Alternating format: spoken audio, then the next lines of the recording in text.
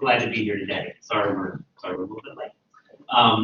The origins of this paper are really an intersection of Don's research interests as a social gerontologist in successful aging, and my interests as a social in ed policy. And really, in a nutshell, is what was the impact of desegregating schools in the 50s and 60s on how well those students are doing now in their 60s, 70s, and 80s. So, of course, our story begins with the highly racially stratified school system in the U.S. In the mid-century, 20th century, and the changes that came about in that. But around 1950, right, the defining feature of education, especially in the South, was one of apartheid, right? Racially separate schools, and it's kind of bizarre to read. I know that you can't really read very well with the size of the type, but this is a government report about the state of schools in the United States. It's focused on schools in the South, and it has white and black school columns, right, to indicate how completely separate these were, right? But they're also completely unequal, obviously unequal. Lower pay for the teacher's average salary and lower expenditures per student. So this system, I know this background is probably familiar territory for much of us, but it's also important. So this was challenged by the Brown and Topeka Board of Education decision and reaffirmed with the Civil Rights Act 1964. And the Coleman report that grew out of that, the Educational Equality, Equal Educational Opportunity Report, it just confirmed that segregation was also just as symptomatic in the North, right? Maybe for different reasons, but these are just shots from that report showing that the vast majority of white students in the first grade attend schools with almost all of them white students, right? And the same with black students in the first grade, almost all of them in schools with at least 90% non-white students. Similar patterns in 12th grade. Following the Brown decision, Civil Rights Act, Coleman report, and then court action, right, to require districts to desegregate, leading up to the late 1980s. These shots are based on the work of Gary Oldfield at UCLA and the Civil Rights Project there. But just as an example of the degree of change, we can look down here. This is focused on the schooling experience of black students. And in 1968, for example, in the South, over 3/4 were in a school where 90%, at least 90% of the students were non-white, right? So 3/4, 1968 in the South. Really not that much better for the U.S. overall, around 2/3. But by 1980, it had dropped down to less than 1/4, right? So we saw a lot of gains, significant gains in efforts to desegregate public schools in the United States through late 60s, 70s, even into the 80s. This is just another way of representing that same progress as the percent of black students that attended a school that was majority white. Okay, so that increased almost the late 80s here, almost getting up to 50%. Then you can see the other part of the story here, right? The stalled progress in the late 80s and then the start of the decline. Part of that was obviously part of the 1991 Oklahoma City Board of Education versus Dow case, Supreme Court case, where they said, well, these foreign desegregation cases were not supposed to go into perpetuity, right? The districts had shown good faith effort, they could ease back on desegregation efforts. And that leads us to the phenomenon we see today, right? The resegregation of public schools that's been taking place for many decades now. There's the school system in general is becoming more racially diverse, and the percent, for example, in highly concentrated minority schools, that's on the rise again, right, in the U.S. overall. If we turn and look at the same kind of chart that Oldfield did for the good period or the period of progress, we can see the loss of that progress. Not complete loss, but a loss of the efforts to integrate public schools in the United States. So again, this is Black students and the type of schools they're attending. What percent were attending heavily, predominantly minority schools, 90% or higher non-white. If we look at the South again, that was where that great progress was, right, between 68 and 88. And then if we follow it out to last year they report on, an erosion of that progress, right? Are we back to where we were in the 1960s? No, right? It's not back to that level, according to this chart. And in many places like the West, the border, they haven't gone back to where they were in the 60s. It's different for the Northeast and the Midwest, well, Northeast in particular, because they really didn't have a lot of progress on integration in that time period, when so much progress was made in the South. Okay, so that's kind of the historical backdrop, brings us up where we are today. And the question then is, how concerned should we be about the resegregation of schools? In some ways, the U.S. is in a quite different position than it was in the mid-60s or the mid-century. But, there's plenty of reasons to be very concerned about this resegregation of public schools. One could just be, with a moral, personal reason, right, if you find this simply morally wrong. There's also reasons in terms of the educational system. So research that suggests segregated schools are simply less effective, right? They don't teach students as well. Other reasons to be concerned are the political reasons, right? In a country that is increasingly polarized, the segregated schools aren't good for democracy, right? Aren't good for pluralistic, multi-ethnic democracy. And then a third reason to be concerned is one that there hasn't been as much research on, and that's where Dawn and I bring together our expertise, which is it also can portend very bad things for population health at the end of the life course.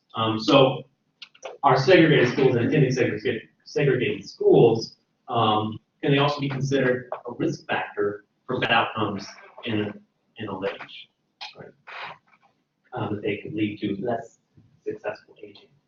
And that's where we're trying to make a contribution. Okay. All right, so just I'm going to review kind of briefly some of this work that, if there's a large volume of work, right, that exists on the benefits of integrated schooling. There's fantastic reviews of this literature by Amy Wells and Rosalind Mickelson that I, of course, drew from. But there's kind of two main chunks of it.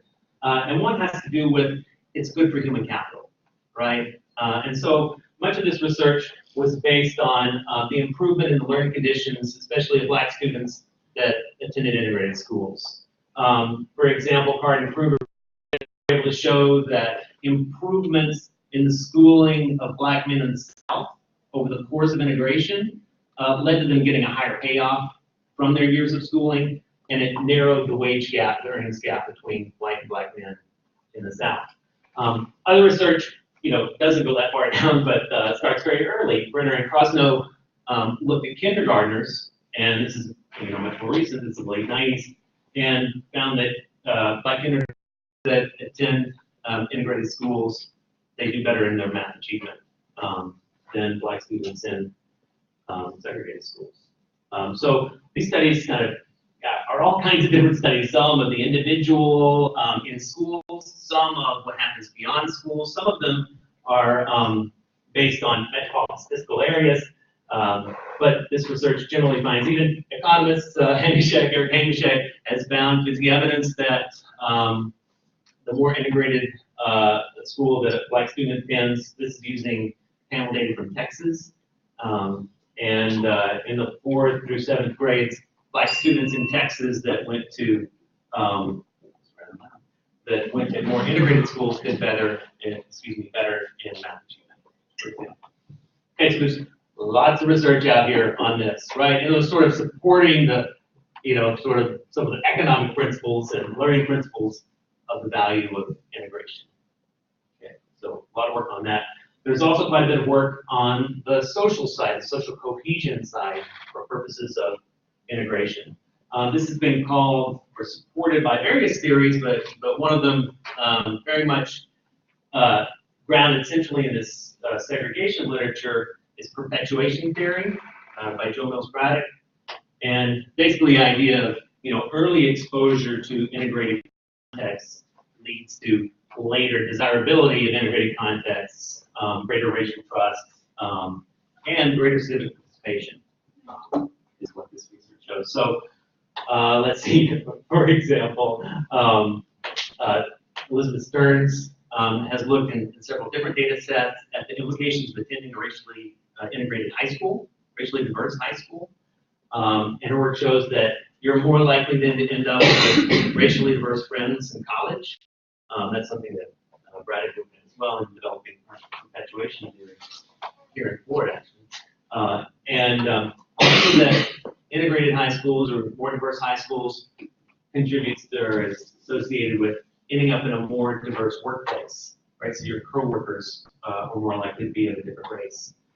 So there's that notion that early exposure to mixed race contexts leads to greater ease with greater racial trust and potentially greater civic engagement. Kawashima, Ginsburg, Levine is interesting because it's much more current. It's some of the most recent data to look at diversity and civic engagement, and their findings are actually a little troubling because they found that attending what they call a pluralistic school, as opposed to one race being more dominant than another, was associated with less civic engagement, which kind of runs counter to most of this research on social cohesion and civic engagement. But they claim it's reflective of the more polarized nature of society, and that definitely leads, additional research. Okay, so some limits to this existing research. A lot of this literature, and the bulk is fixated or focused on what happens in school. You learn, do you graduate, perhaps if you go to college. Here today, long term, usually just make your job, right? What happened beyond high school? Or it meant, did you move into a more integrated neighborhood? Or what your friendship networks were like? Well, that's just middle adulthood stuff, right? There's almost no studies of the benefits in old age, okay, or the benefits past 65 in late adulthood. We could find 3 of these, so it's a small literature to date, and they're mixed. They're quite mixed. So Walensky, they looked at a sample of older adults who were African American in St. Louis, Missouri. It's a longitudinal study, and they found that African Americans in that sample who had attended integrated schools had worse mental health to old age. Actually, bigger declines in sense of control. Those who had been in segregated schools had more favorable outcomes, related to changes in sense of control as you age. That's kind of surprising given much of the other research on the benefits of desegregation. Whitfield and Wiggins looked at another small sample of African Americans. This is the Baltimore study of aging. I can't remember the whole name. But it's also a longitudinal study focused on African Americans, and they some benefits in terms of education. There were really, I think they looked at 6 outcomes, and 2 of them were significantly better if you'd attended integrated schools as a child. But it kind of, reflects or is comparable to what we're trying to do. Rutgers Johnson at Berkeley, he's the only other one doing this that I know of. It's the closest to our study because he also looks at educational attainment and employment and health. He's using the PSID. It's just a little different because he focused this study on older adults, by the time they're older adults, who had gone to schools that went under court-ordered desegregation, okay, or they're in a district where it was ordered. So he uses the timing of that to try and figure out if there's a causal effect or a beneficial effect of integration. And he does. He finds benefits for education, employment, and physical health, among them. But that's it in this literature, and that's what we'll be trying to contribute to. And we'll also, some of the work, especially in terms of the human capital benefits, the educational benefits, has found bigger benefits for Black and Hispanic students, right? And less so for white, like the Coleman report, right, was that integration helps black students and doesn't harm white students in terms of educational outcomes, based on the kind of bit of data you had to address that question. Okay, so basically our research questions are, does attending an integrated school in the 40s, 50s, 60s, is when these people were in school, correlate with educational attainment, economic gain, and social engagement in old age, as an older adult. Our second question is, if there are benefits, do they vary by race, ethnicity? Okay. And we might see higher benefits or greater benefits for minority older adults. Okay, I'm going to plow along and explain the rest of this, but Dawn is the expert of the health and retirement study, and she did all of the work to produce these analyses, which are considerable, as maybe you'll get a sense of here, but I'll do my best to accurately summarize what Dawn was able to do. We used the health and retirement study that's out of the University of Michigan, studies a national sample of people getting older, follows them up every 2 years, right? So they've been doing it for a long time, since '96. Have a lot of people in it, several different cohorts of older adults, and in 15 and 17, for subsets of people, they asked them some life history questionnaire. So looking backward in time at different events that happened to you, and getting details about those events to the greatest degree possible. And that's what allowed us to look at a history of attending a school that was segregated or not. We're going to focus on this group of individuals. It's not all of the HRS respondents, but it's the ones that we can cover with these data. Okay, so they were in school in this period, and actually we'll look at that period to get a sense of the timing in a second. This is just a very colorful graph, right? It's just showing you all the different cohorts that exist in the HRS, and we're going to just look at 3 of them, which is the original cohort. They were born between 31 and 41, and then 2 subsequent cohorts of 5 years only, and they're the war babies and the early boomers. Okay. Or as my daughter would say, okay, boomer. Okay, so that's what we're studying on. Now this interesting chart took me forever to make in Excel. It just shows you where their educational histories took place relative to Brown versus People for Education and Civil Rights Act. Okay, so around the action related to desegregation. So original cohort mostly didn't experience any kind of forced or policy-driven desegregation, right? On average. These sort of straddled it, the war babies, and our early boomers are really getting into it. We wish we had it, keep going, but maybe we'll get to that later. We've got 4 different outcome measures. Here's 3 of them. 2 of them have to do with education. Okay, years of education completed by the time they were, answering the survey as an older adult. Whether or not they had completed college, you can see the averages there, and proportion.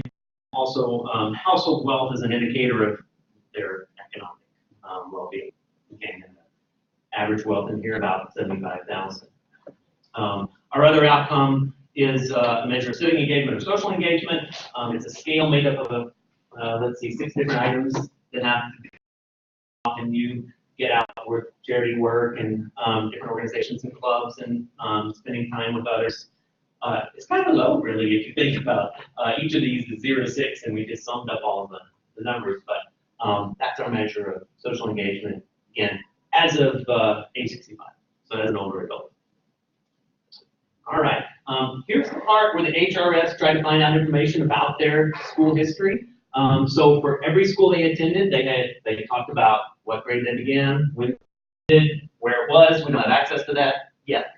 How old they were when they started and ended. And then here's the stuff that we care about: was it public or private, or religious, and were most children in the school white, black, Hispanic, or other? And that's what Don was able to use to construct a measure of did this individual or adult experience what we call race discordant schooling. Okay, and that's just yes, no. They went to a school at some point where the dominant race group was not their own. All right, that's the best we can do here so far. At least that's where we are in the analyses so far. So that's the key independent variable. Of course, we look at race and ethnicity in these analyses, and the cohorts, the different cohorts, gender as well. The percent who had ever attended, a racist scoring school increased over the cohorts, as we would expect, right, with increasing desegregation. And the experience of being in a school where you're racially discordant is much greater for minority students or older adults than whites. Okay. We also control for as many early family background factors as we can, because the issue always is, are the effects we're seeing due to the school composition, right, or is it due to some non-school factor? So we've controlled for early SES, family size, family structure to some degree, and we included a measure of sort of the quality of the relationship with the parent or with the mother in this case. All right, so let's get on. I'm just going to show you quickly the results from the regression analyses that tested for a difference in education, wealth, and social engagement between the ones who had any discordant schooling, racially discordant schooling, and those who were always in a segregated school. And then we'll see if the effects differ. Okay. And so in terms of the first research question, generally the results support the idea that integrated schooling benefited older adults. Educational attainment was significantly higher. We didn't find a significant difference in terms of the odds of completing college, which we expected to find. But we did also find significant differences in wealth and in social engagement. You can see that the effect sizes for education, almost a year. I'm sure the cumulative impact of having almost an extra year of education can be quite large in old age. Social engagement, that's not a huge effect in these data. The wealth effect is very big, and it suggests that people who attended integrated schools had twice the wealth on average of those who didn't. Just to give you a sense of the effect size, right? Did these benefits of attending an integrated school vary by race? Yeah, we found that in 2 out of 4 cases, wait, no, I could say that all wrong. Let's just walk through them. In terms of the human capital measures, like educational attainment and wealth, we found that minority older adults got a bigger benefit. And I'll show you charts here in a second that demonstrate that. Again, completion of the college degree, there wasn't much going on there in general. Social engagement, we found a different pattern. It wasn't that there was a bigger benefit for non-white older adults, but white and Hispanic versus black. We'll just give you a visual depiction of those results, and then I'll wrap it up so we can have time for discussion. So this is in terms of education. You can see that the positive effect, higher bar, being in a racially discordant school ever in your K-12 schooling, associated with higher education for both black and Hispanic older adults, right? For college completion, not much going on. For wealth, same thing, right? Higher wealth for black and Hispanic older adults who attended some integrated schooling compared to those who were always in segregated schools, and no effect for whites. And then for social engagement, a benefit for white and Hispanic older adults, but in our analyses, not for black older adults. Although it's in the right direction, the bar is higher, but the standard error is too big. So that's where we were with those analyses so far. In this kind of work, of course, you have to do a lot of sensitivity analysis and check for robustness, and since there's competing possible explanations for these patterns, we've begun to look at cohort differences, for example, because that's one of the interesting parts of the story, right, is that these cohorts experience very different educational contexts. And yeah, we're picking up differences, for example, like the war babies, they retired, or of retirement age at a bad timing when the Great Recession hit, and their wealth took a hit. But we're going to look more closely at these cohort differences, right, to see, for example, if the effect for the early boomers is different from the effect for the war babies and the original cohort, who's this cohort. Okay, so just quickly the conclusions. You know, in this large body of research about benefits of integrated schooling, we find that those extend old age, right? Despite all the forces that might interfere with that. And therefore, it's kind of important for social gerontology, right? That the experience way back, and pH factors predicting education and wealth, and for whites and Hispanic older adults, social engagement, which are incredibly important, right, for successful aging. We also have the usual caveats about measurement and whatnot, and we'd love to talk about those and any other questions you have question the session. So thank you for having us.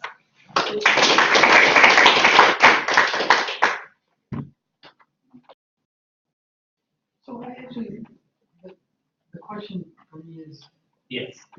two. One is, are there other physical health outcomes that you can look at and you can look at? And then I guess I want to know a little bit more in terms of your own field and the race discordant measure, because it seems really not to capture the richness of school segregation, integration. There's so many other measures that sociologists usually always use.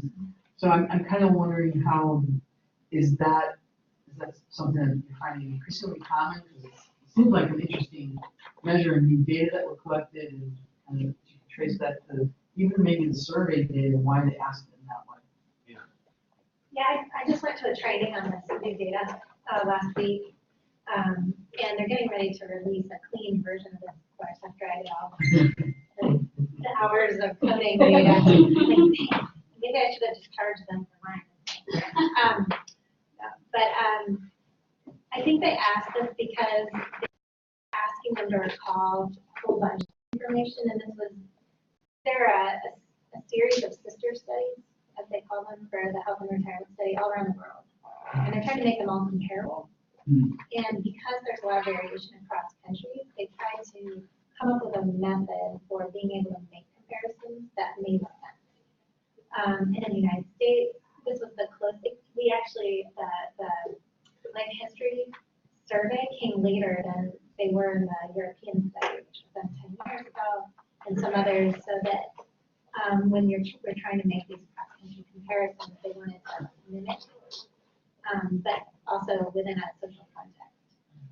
Because of the fact that they were asking so many things and trying to recall, I think you can remember certain things reasonably well that happened 6 years ago, but the total racial composition of your school you probably can't.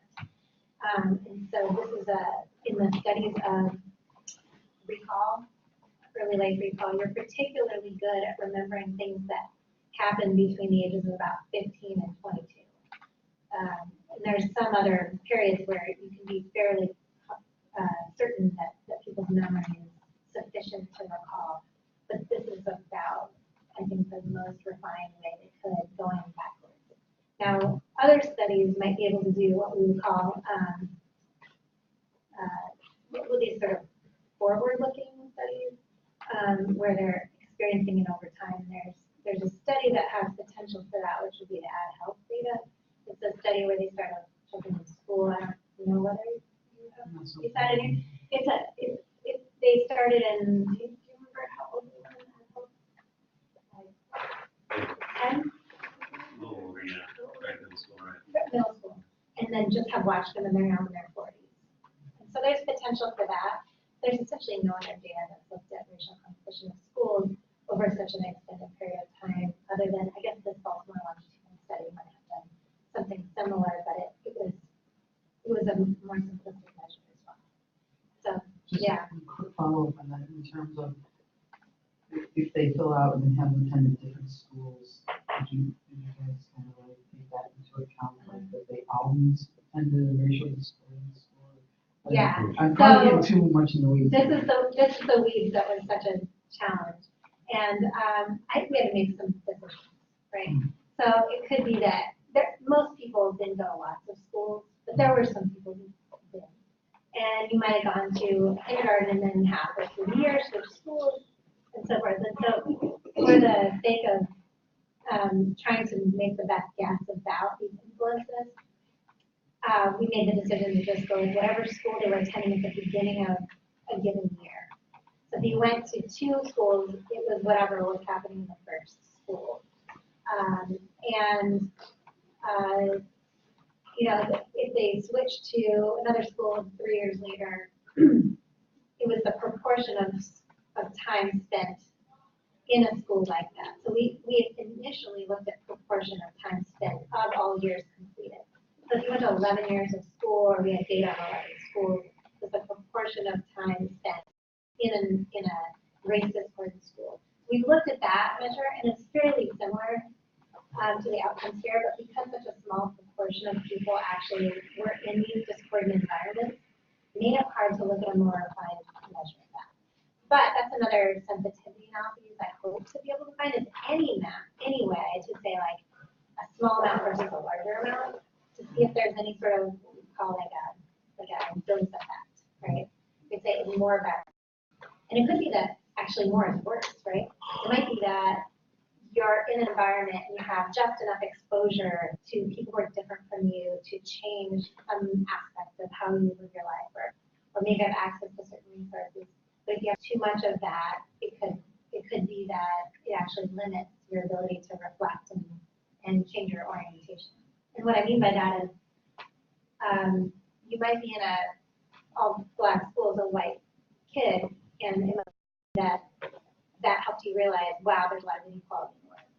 And that allowed you to make different decisions and maybe pursue different paths that have these potentially cumulative effects that are beneficial. But if that exposure was too high, maybe the resource consequences are not good. That would be my guess. Does that make sense? Yeah. Do you have any other? I think there's a lot there. I think the weeds are actually super interesting here, and if we would be able to get the address information, right, the city and state of where they went to school, it'd be just so interesting, right, to see the different reasons people experienced a change from a segregated to an integrated school. So, you know, I was at the commencement address in New College in spring, and it was Beverly Tatum Daniels, is that right, former president of development.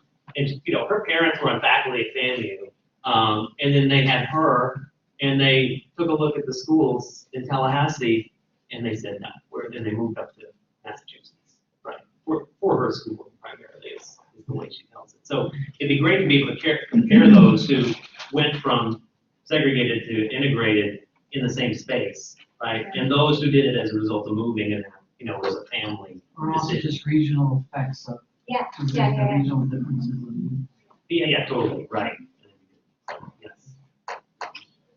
Other questions? Yes, ma'am. So for those of us who's not familiar with the idea of successful aging, like what is successful aging? I can hand that one off to Don too.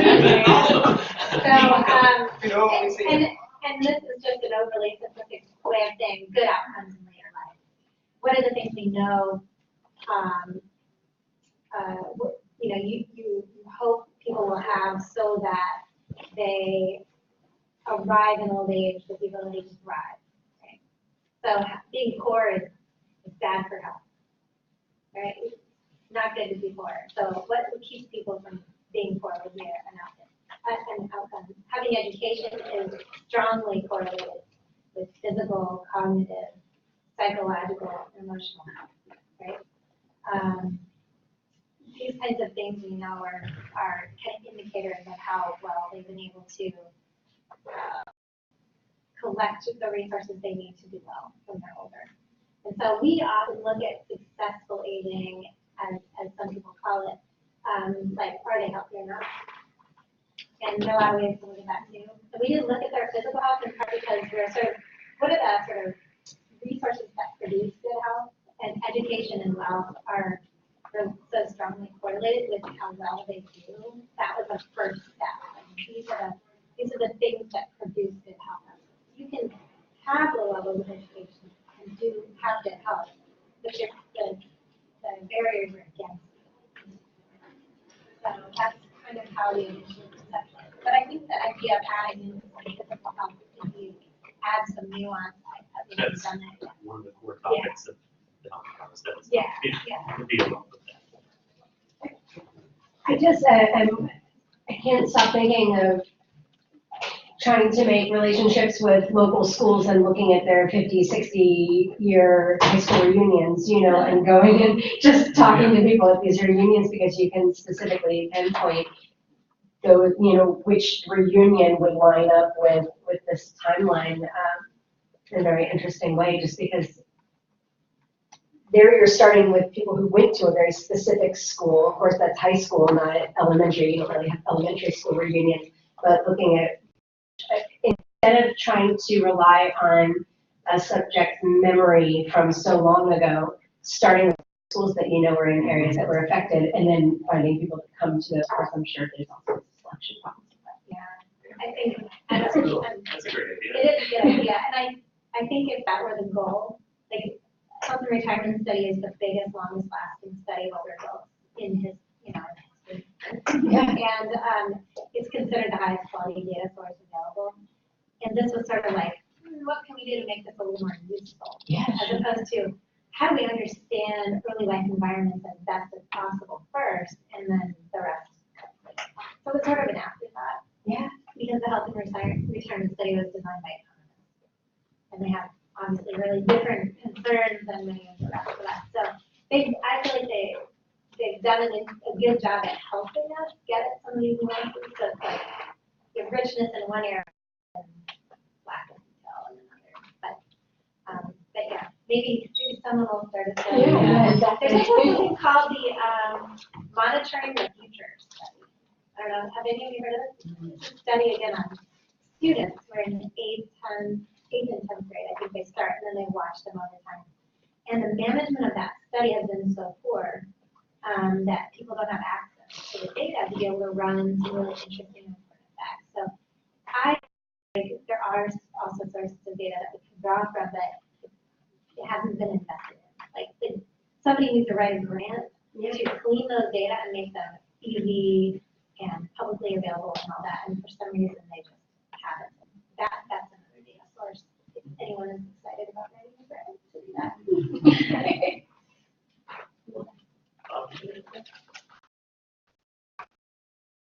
No question from Bob? No.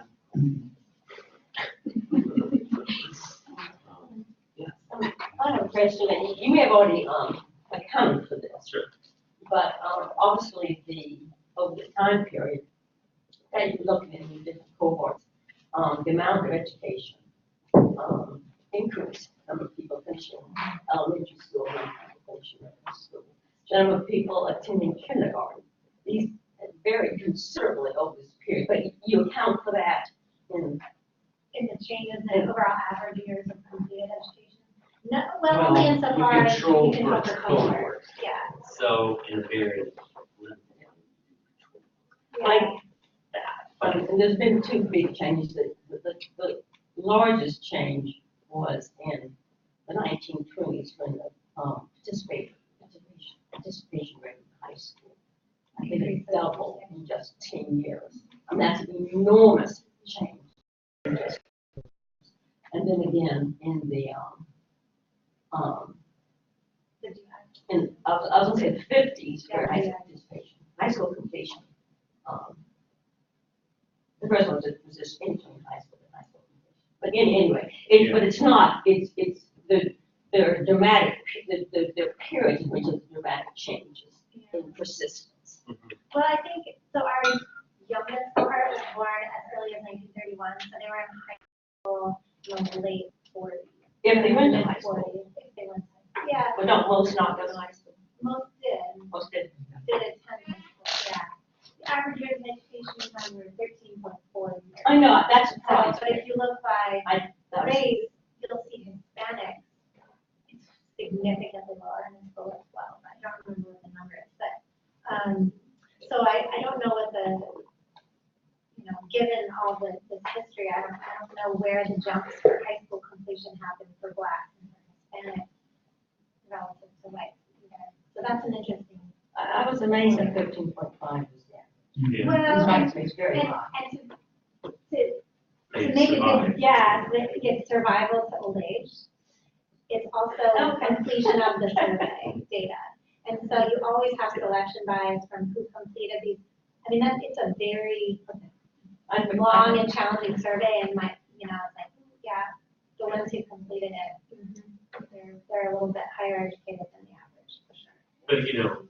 But, back to your point about just the cohort rise in educational attainment is very relevant. And, I mean, we did definitely put correlates all in the title, right? Because, we have imperfect research design for capturing this causal effect of in grade school. We had lots more people and a greater mix of who had attended in grade schools. We would be able to have more sophisticated models that include fixed effects per year and state if we had it.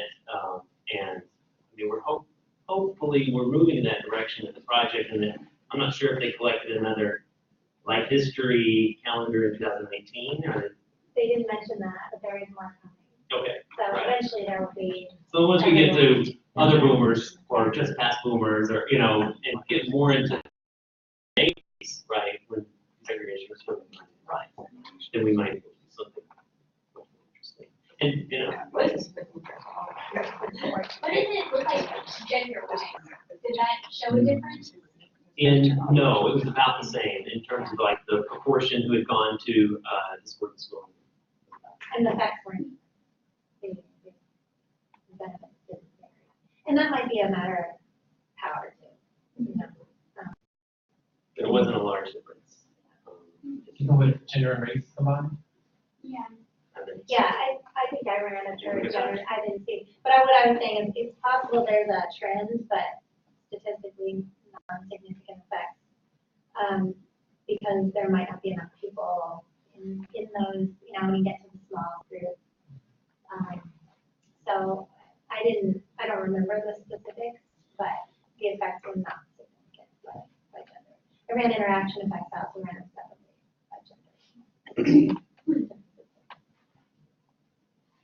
Was there any effort to identify between public and private institutions, public and private That education? has not been examined yet. Because, private schools at the time were segregation in schools for a lot of Right. places. I'm thinking about my grandmother, she would be in this, but she went to a Black Catholic school. Yeah. That was designated just for those. Yeah. Yeah. I guess, yeah, the question would be better to look at. So would it make sense then to control for whether it was private or public, or actually look at the interaction between them? I was just Well, it saying, could be for that. me, I would love to know the difference in outcomes for whites who attended private schools and whites who attended schools that were disruptive. Right. Discordant. Discord. I had to think about my words. I didn't find it in the study. And for me, that would be very interesting to see if there's any change in outcomes for those For sure. that specific And population. just the historical pattern of that, seeing it play out across the cohorts is an interesting story in the mapping out the information. Yeah. It's a very good idea. I just realized that's a really hard way to. Yeah, you can just make me It's third gonna be author. hard for me. I'm thinking, so, it's really messy data, and I'm thinking, God, now I have to line up public, private, and discordant measures. You're gonna. All right, but I think that would be fascinating. Huh? You're like, no. Make it my life difficult. Questions? Yeah. Okay, so you mentioned with the perpetuation theory, several of the concepts that you talked about kind of really spoke to, I think, the social engagement that you'll measure for. But I was really wanting to know if there was, maybe if I looked at the question again that y'all used with social engagement, maybe how that might have captured the civic engagement component. Yeah. It's non-religious. Just a bit though, right. Oh, okay, and then are y'all considering volunteering? Yeah. So volunteering is in two forms. It's either Yes, children or right. others. So young, yeah, okay. Right. Voting might be it. It had voting. in- I don't- They like to hand off pop.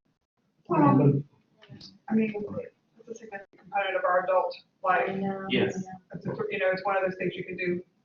You wait to get. Yeah. I assume that to some degree attendance of these meetings, just organizations, people are engaged in political organizations, Yeah. but of course it can be better. It can also be a knitting club, right? Yeah. I don't know. Not to say that's not relevant, but they're obviously marketed different. And the support group meeting. Yeah. Red hat meeting. There you go. And the other challenge is, of course, they're saying, how much total? So does the person say, well, this is the one I'm most engaged in, I'm gonna answer for that, or across all the different types of things I'm engaged in, which one? And you don't know for certain. So there's some lack of specificity there. Probably have time for one more question. Was there anything online? I'm kind of interested in this idea of memory. Because one of the things that we talk about is you don't want to rely on memory. Mhm. You know, like, I mean, I think we're kind of trained in the field to say, you know, so I think it's super interesting that there are certain, people have done studies say that it's more accurate. Oh, yeah. Like certain, yeah. And so that's exactly what they used was the science behind how to get the most accurate data on early life factors, and then they tested. So that's how they came up with that. But I could be, I mean, there's also, such bias in looking back. And so, Right. and related to even this topic is one that is, people could rewrite their, yeah. Yeah. Well, and what I was thinking is if you went to school, let's say it was 40% black and 60% white. In your mind growing up, I'm sure you weren't thinking that you're a white person and you're used to being in a world of mostly white people. And suddenly go to school and like a big chunk are black. Do you recall that as more black than white? Or because it's so, even though it's not 50, the dominant race? I mean, looking at this, do you feel like you would have trouble checking the last one? I would. My high school, I can't answer it. Well, no, so high schools are tracked. And so based on track, you're gonna end up being, Oh, exactly, you know, right. probably more, College prep right, or- right, depending on how diverse the school is. Yeah. So that's another issue. Yeah, it's almost like it would have been better to have a question that had to be remembering your classmates or something in your classrooms or something along the lines of that, which, it was helpful. I think those other two, one, from Missouri and Baltimore, they have a slightly different way of asking that. Actually, they just had asked straight on the Jews instead of segregated schools. So it also helps. But I think one of the things we were kind of surprised by is the fact that we have this really low threshold for exposure to this important environment, and there's still these significant effects. And so it's hard to believe that that if we see this big of an effect that there isn't at least something going on, but it's just, of course, we can't ever think that way, but yeah, I felt like that was encouraging to see this sort of thing, even at this, like any level of any time, ever being exposed to environment, and you see this effect. So it seems likely that, of course, more detailed exploration. Great last question. Great last question. Thank you, Dr. Reynolds. Feedback.